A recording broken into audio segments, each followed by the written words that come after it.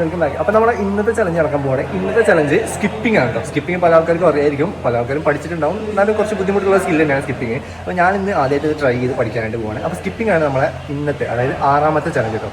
നമ്മുടെ 1000 challenge 6ാമത്തെ challenge skipping ആണ്. അപ്പോൾ ഞാൻ ഇന്ന് ഇത് പഠിച്ച് നിങ്ങളുടെ മുമ്പിൽ അവതരിപ്പിക്കുകയാണ്.